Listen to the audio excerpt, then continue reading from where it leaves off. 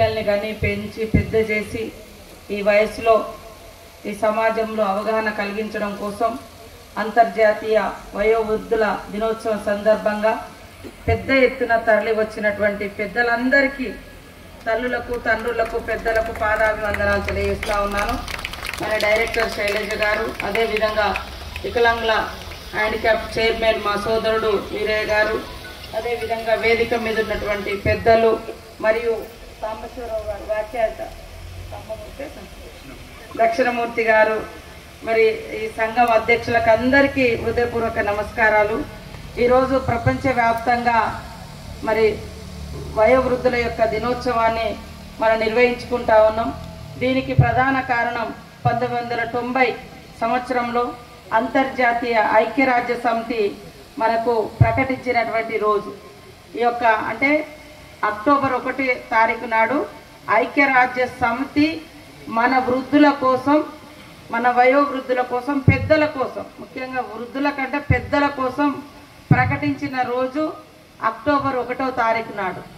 So ఈ సందర్భంగా వారం రోజులు సీఎం రేవంత్ రెడ్డి గారి యొక్క ఆధ్వర్యంలో ఈ ప్రజాపాలన కార్యక్రమంలో భాగంగా మరి పెద్దల యొక్క సంక్షేమం కోసం మరింత వారిని ఆరోగ్యంగా ఆనందంగా ఉంచుతూ వాళ్ళ యొక్క హక్కుల గురించి చర్చిస్తూ మరి అందరినీ కలుపుతూ ఒక ఉమ్మడి కుటుంబ వాతావరణాన్ని పెద్దలను కలపడం ద్వారా తీసుకురావాలన్నటువంటి లక్ష్యంతో మరి యొక్క కార్యక్రమాలు కూడా మనం 25వ తారీఖు నుంచి నిర్వహించుకోవడం జరిగింది.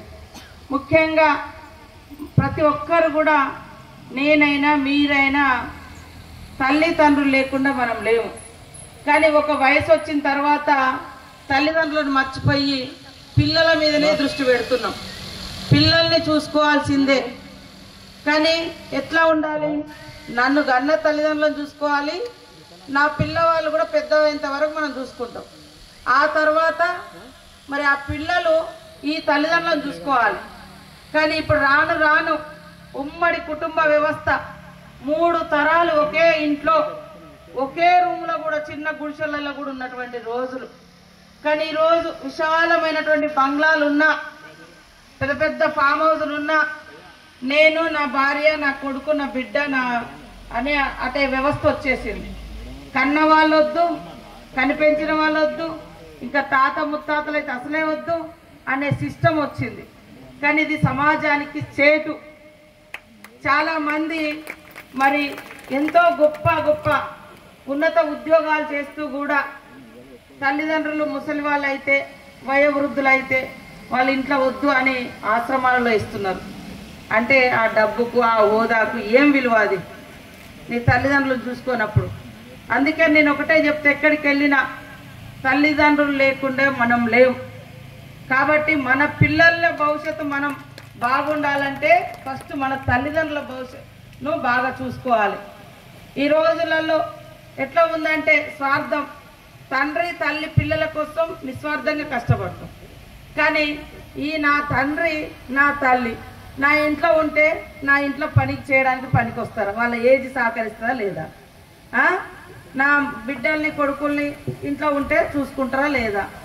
అదే కాన్సెప్ట్తో కొంతమంది ఉన్నారు. ఇది రాంగ్. వాస్తవానికి వాళ్ళు ఎట్లా చూసుకుంటారు?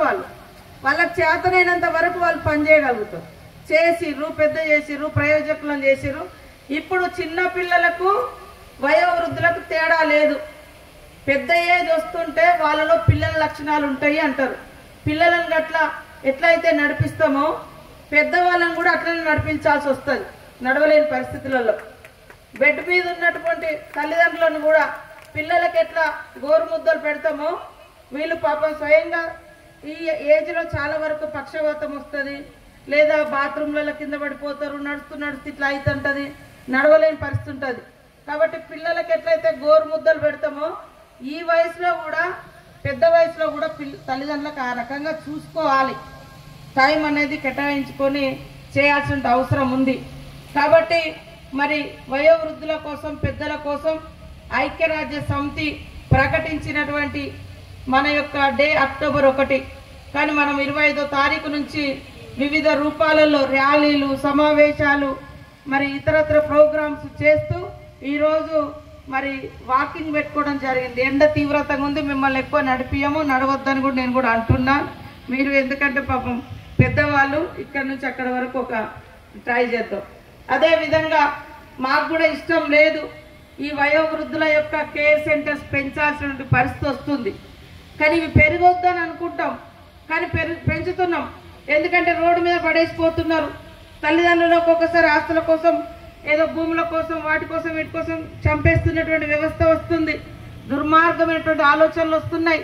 కాబట్టి అలాంటి ఆలోచనలు కాదు. తల్లిదండ్రులకు ఉన్నటువంటి స్వచ్ఛమైన ఆలోచన ప్రతి కొడుకు, ప్రతి బిడ్డకు ఉండాలి. అట్లా ప్రతి కుటుంబం 3 తరాలు ఒక ఇంట్లో ఉన్నప్పుడే సంతోషం అనేది ఉంటుంది. సంతోషం ఉంటుంది, ఒక సెక్యూరిటీ ఉంటుంది, ఒక బలం ఉంటుంది, ఒక తోడు ఉంటుంది. నిజంగానే నీ బిడ్డలకు, నీ కొడుకులకు అవసరం ఉన్నప్పుడు ఒక సెక్యూరిటీ గార్డ్ అంటే వాళ్ళే మొత్తం నా మనోడు నా అనే ఫీలింగ్ కంటే పిల్లల్ని ఎక్కడో క్రష్లో ఇక్కడ వేస్తూ ఉంటారు పిల్లల సంరక్షణ కేంద్రాలలో. వాళ్ళు చూసే కంటే మన తల్లిదండ్రుల చేతిలో ఉంటే మనోడు మనోరాలను చాలా గొప్పగా ప్రేమతో పంచినటువంటి రక్షణ అంటే మంచి చెడు చూసుకుంటారు. అక్కడ ఎట్లుంటుంది, వాళ్ళు డ్యూటీ చేస్తారు, 4 పిల్లల్ని ఆడబడేస్తారు. ఆ పిల్లలతో పాటు నీ పిల్లగాడు ఆకలైంది ఎప్పుడు, ముద్దులు పెట్టాలి ఎప్పుడు, అని మంచిగా ఆడియాలి అని ఎప్పుడు ఎట్లా తెలుస్తుంది? తాత నానమ్మకు, అమ్మమ్మకు, తాతకున్నంత ప్రేమ మరి వేరే ఉద్యోగులకు ఉంటుందా మన పిల్లల మీద? కాబట్టి ఈనాటి యువతరం పెళ్లి చేసుకున్నటువంటి వాళ్ళు కానీ, కుటుంబాలు కానీ తల్లిదండ్రులను నిరంతరం మరి కన్న బిడ్డల్లా చూసుకొని వాళ్ళను సంరక్షించుకోవడం మన బాధ్యత. కాబట్టి ఇలాంటి హక్కులన్నీ కూడా మన వయోవృద్ధులకు చట్టాలు ఇవ్వడం జరిగింది.